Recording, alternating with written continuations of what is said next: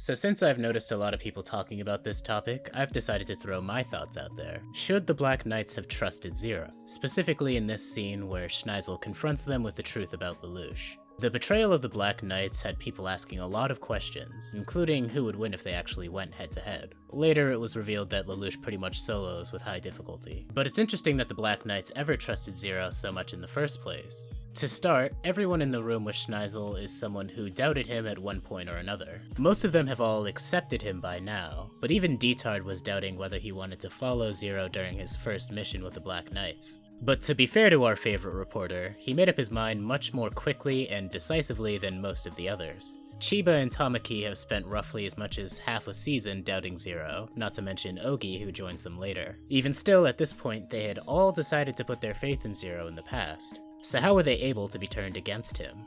I'm Zero, this is Kato, and today let's talk about the coup d'etat of the Black Knights. Let me begin by saying that truthfully, this is Schneisel's scene. This is when he senses just a moment of weakness in the enemy camp and dives in for the finishing blow. Let's see the play-by-play. Schneisel baits Detard into saying that he's acting familiar with Zero, to which he replies, "More than you people." This strikes them as a very odd response. Why would the Prime Minister of Britannia be more familiar with the leader of the Black Knights than even his most trusted advisors? Such a weird statement throws them off guard and reminds them that they really don't know much about Zero in the first place. And he follows up this slick jab with a straight right. Really hit him with a 1-2. Zero is our younger brother. What a bombshell. It sounds totally absurd and shocks everyone in the room again. But Toto, who has a more subdued reaction, realizes that he's actually met their younger brother and their younger sister. But still, they reject the notion outright. Zero being a Britannian prince is impossible. Zero speaks Japanese fluently, he doesn't sound like a colonial. Zero understands the plight of the common Japanese person and remembers when Britannia invaded. How can that be? But on the other hand, it does fit. Why would Zero continue to hide his face for so long, even when him not being Japanese becomes common knowledge? Maybe he's recognizable. They assume that he was hiding some shameful history. Maybe this is it. And of course it fits. It just so happens to be the truth. And then Cornelia puts Detard in the hot seat by pointing out that he's the type of personality to investigate Zero's identity, and he probably knows the truth. This turns heads in his direction. Detard deflects, which is hardly reassuring, by saying that it's not Zero's lineage that matters, so much as his feats of strategy and warfare. But little did he know, Schneisel didn't bring just one bombshell, but two. Next, he reveals Lelouch's Geass. If Detard had played it cool, he might have remembered the conversations he had with Jeremiah and Valletta, which Cornelia just brought up, and his suspicions around the time of the massacre at the specially administrated zones. Maybe he would have avoided giving Schneisel such a good opportunity to bring this up. But frankly, no one at this table can go head-to-head against Schneisel, especially on these topics where Schneisel has more information. Lelouch needs to be in this room, but he isn't. We see the result. Toto is an actual miracle worker, and even he doesn't know how Zero pulls off some of his schemes. Toto is evaluating how true this information could be, rather than dismissing it outright. We'll get back to why he's approaching the situation this way later, but what's important is that Schneisel's explanation of Geass, once again, fits. And of course, this wasn't enough to make the Black Knights turn on their leader. After all of this compelling argumentation, Tamaki stands up and demands proof of these absurd claims that Zero is a prince with Geass power. He refuses to trust Schneisel, his enemy, over Zero, his best buddy. And that's when Tamaki's actual best buddy walks in and says, yeah, he's right, Zero's a con man. What's interesting here is that Ogi claims to have proof, which we could assume he got from Valletta, who's standing beside him. Of course, Ogi is just a bit completely livid that Zero has been secretly keeping the woman he loves prisoner, but I'm sure that didn't affect his decision-making. Ogi backs up Schneisel's version of events, which swiftly silences the faith that the Black Knights had in Zero. At this point, the people who believe that Zero could lead the way to a free Japan have lost their fight. But Detard rises up and says that it doesn't matter. If Zero is a prince, or has this Geass power, all that matters is that they can use his strength to fight Britannia. But there's a problem with that argument too. What if Lelouch decides that the Black Knights are no longer useful to him, or that they have too much agency? Simply put, now that they know the truth, Zero can't be trusted. But Schneisel doesn't need to rely on hypotheticals. He can simply point to times in the past when Zero has clearly broken their trust. Schneisel has done his homework, and he brought receipts. He shows up with documents on every person Zero has ever backstabbed or Geassed, that they know about. Starting with two people Toto knows well, Lieutenant Colonel Kusakabe and General Katsuse. Kusakabe is the one responsible for the hotel jacking, who Zero ordered to commit suicide with his Geass, and General Katsuse had requested the aid of the Black Knights before Zero used him as bait for Cornelia's forces and blew him up. They probably think Zero used Geass to tell Katsuse to use the liquid Sakuradite for a kamikaze attack. After this, we see more documents.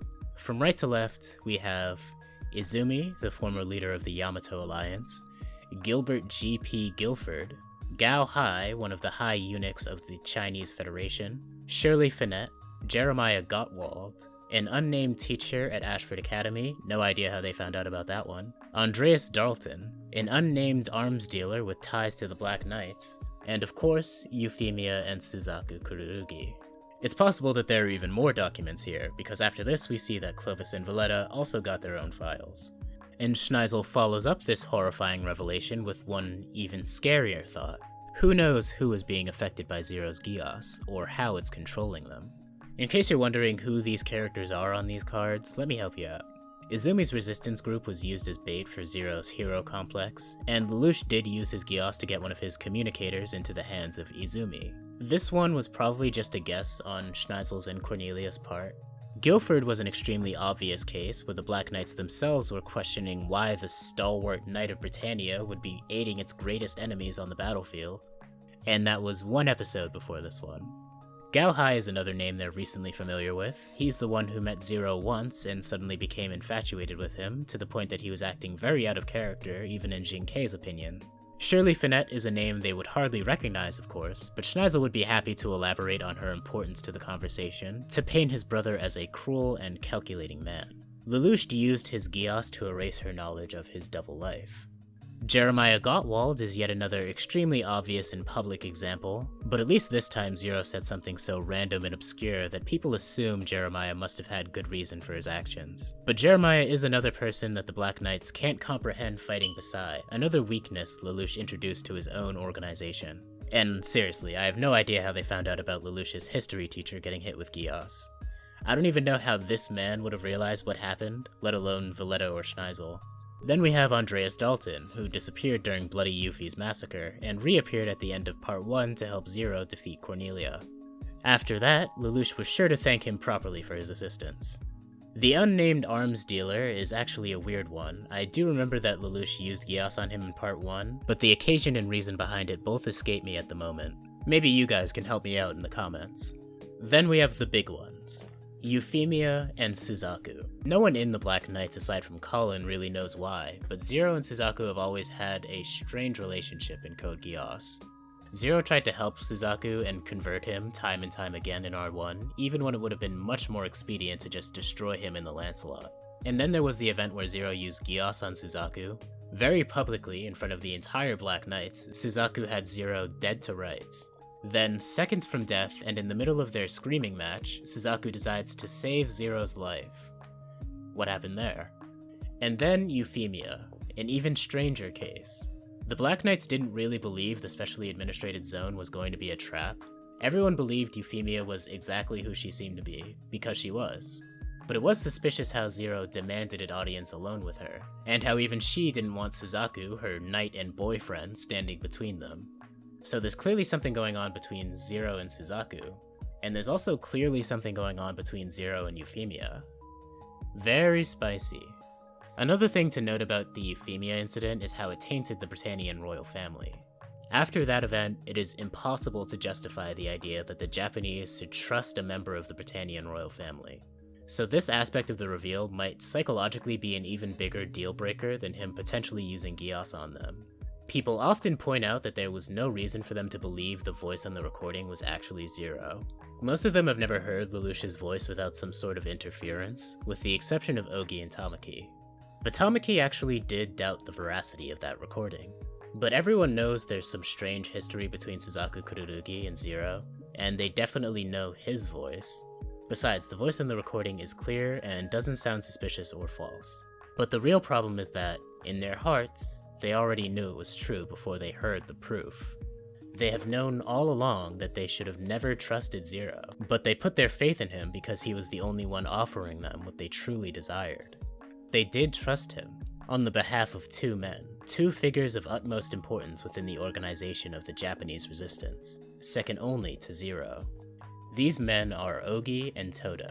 Regarding the meek and mild-mannered Ogi of Part 1, Zero's strength was enough for him initially, but then it was Zero's rage against Britannia that convinced him to trust Zero.